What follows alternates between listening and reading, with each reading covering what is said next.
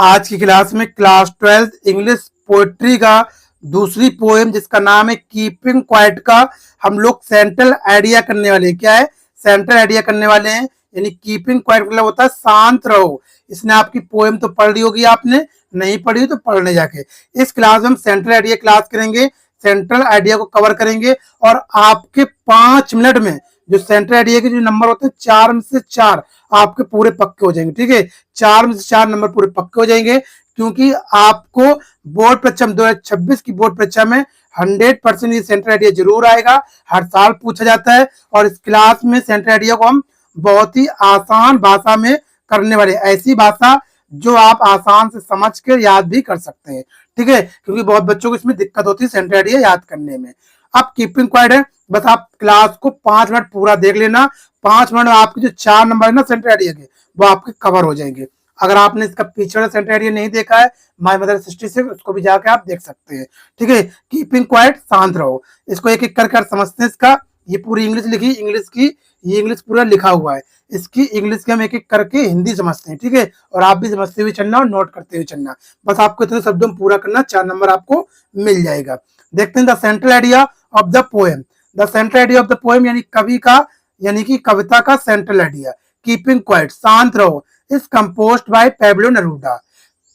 Compose रचित किया गया है किसके द्वारा? पैब्लो नेरूदा द्वारा। तो हम कह सकते हैं the central idea of the poem Keeping Quiet is composed by Pablo Neruda.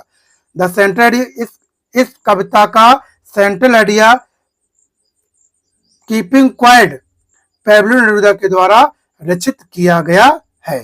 ठीक है, keeping quiet is a simple poem. Keeping quiet जो है वो एक साधारण कविता है। It is the address to people worldwide. क्या करती है? ये दुनिया भर के लोगों को संबोधित करती है।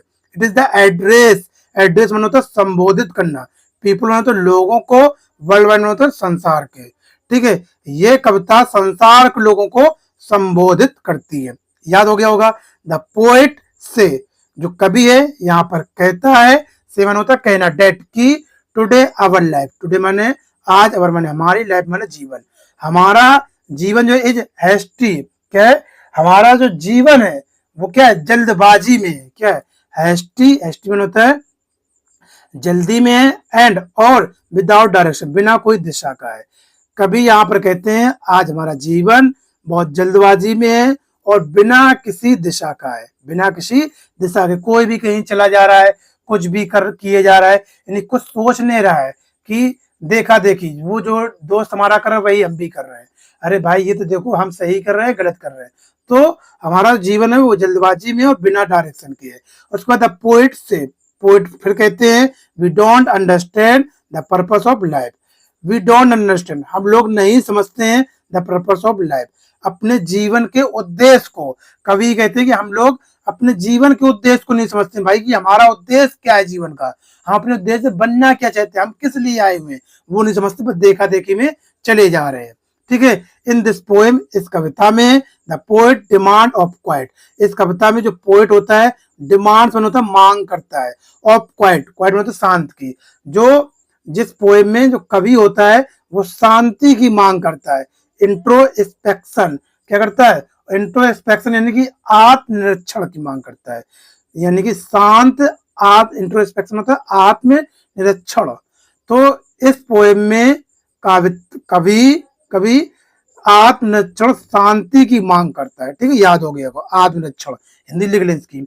ही वॉन्ट, ही माने वह, वॉन्ट माने चाहता है, आसमान हमसे, वह हमसे चाहता है to suspend our all activities, वह ये हमसे चाहता है, मांग करता है कि हम लोग अपनी सारी, सस्पेंड होता है बिताना, आवर माने अपनी, या और माने सभी एक्टिविटीज होता है गतिविधियों को। वह हमसे ये चाहता है कि हम अपनी सारी गतिविधियों को सस्पेंड, बिताएं, देन तभी, किसमें बिताएं?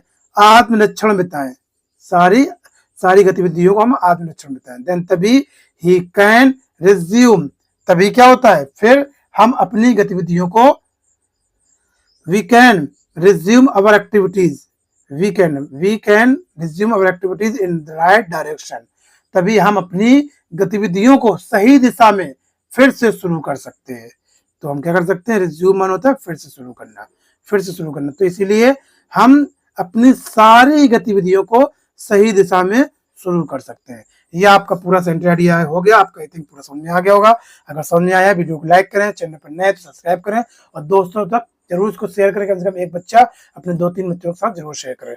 और आप इसकी पिछली वीडियो छूट गई हैं, इस तरीके से बेहतरीन तैयारी करने के लिए शाहिद अकेडमी ऐप को डाउनलोड कर लें। प्ले स्टोर से आपको मिल जाएगा शाहिद अकेडमी ऐप को, ठीक है। इसका PDF भी आपको वहीं पे मिल जाएगा और टेलीग्राम चैनल को भी आप ज्वाइन कर सकते हैं। इसका